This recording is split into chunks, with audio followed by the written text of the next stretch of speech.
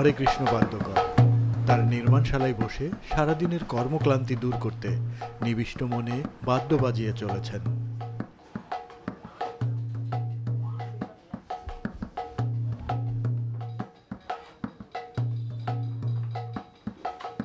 এটার নাম হচ্ছে ডাক।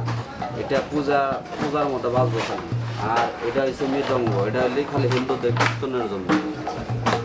আর এটা হচ্ছে হলে বাউল গানের বিচার গানের টোল।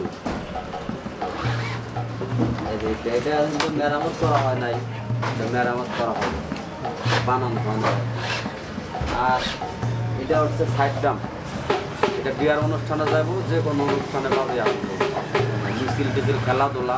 এটা বাচ্চা বলানে খেলাধুলার দোল, বাচ্চা বলানে খেলাধুলা দোল। আর এই খমক বডকি গান টান, এই খমক দেশ বডকি গান, যে কোনো গানে কীর্তনে গান বডকি গান গান ওই খমক বাজার চলবো।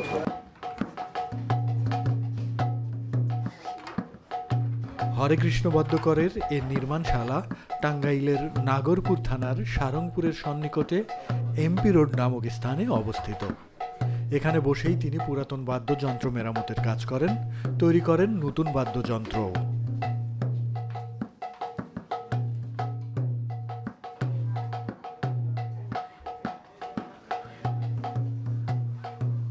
তার নির্মিত বাদ্যযন্ত্রের মধ্যে আছে ঢাক, ঢোল, মৃদঙ্গ, সাইড ড্রাম, খমক, বাচ্চাদের খেলনা ঢোল ইত্যাদি।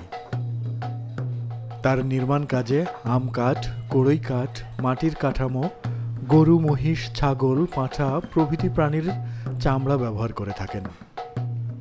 এইসব সামগ্রী তার এই নির্মাণশালায় পর্যাপ্ত পরিমাণ সংগ্রহ করে রেখেছেন হরে কৃষ্ণ বাদ্যকর।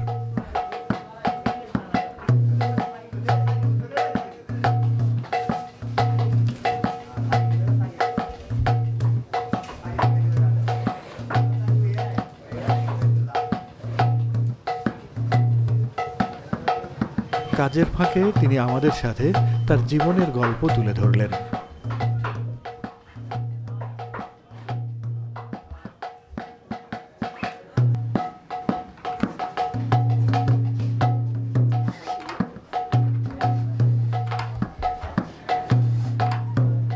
আমার নাম হরে কৃষ্ণ বাদ্যকর।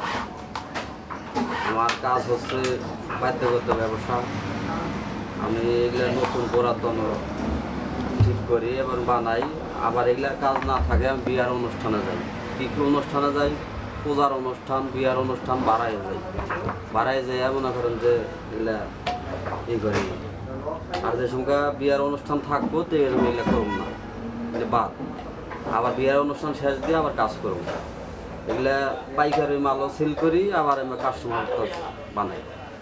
এগুলা বানাই হলে কাঠের মাল হলে এগুলা কাঠ দিয়ে বানাই, আম কাঠ দিয়ে, কেমন এই কড়ই কাঠ দিয়ে এগুলা বানাই। আবার কীর্তনের জিনিস এগুলো আছে, এই পালবাড়ির থেকে মেরামত করে আনি বডিটা, মাটির বডিটা, এই মাটির বডিটা দিয়ে বানাই। ওই যে মাটির বডি আইনা রাখছি, এগুলি খালি পালবাড়িতে অর্ডার দিয়ে আনি। আর এগুলো তো আমরা নিজেরা গাছ কাইটে নিজেরা কোথায় করে বানাই, কাঠের মাল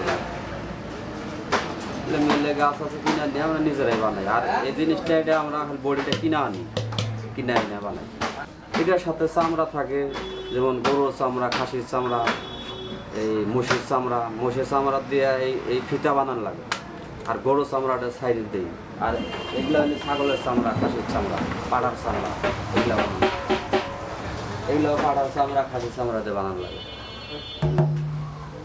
এইটা পাড়ার চামড়া, খাসির চামড়া, এগুলা দিলেই চলে।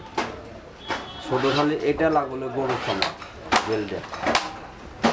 কাজটা করতেছে আমি করতেছি 25 বছর ধরে। ছোট সময়তে এই কাজ করতেছি। আমি শিখছিলাম আমার বাবার কাছ থেকে। আগে আমার বাবাই করতো, বাবার কাছে শিখে আমি নিজেই করি। আবার আমি আর শিখে আবার 22 শিখাইতেছি।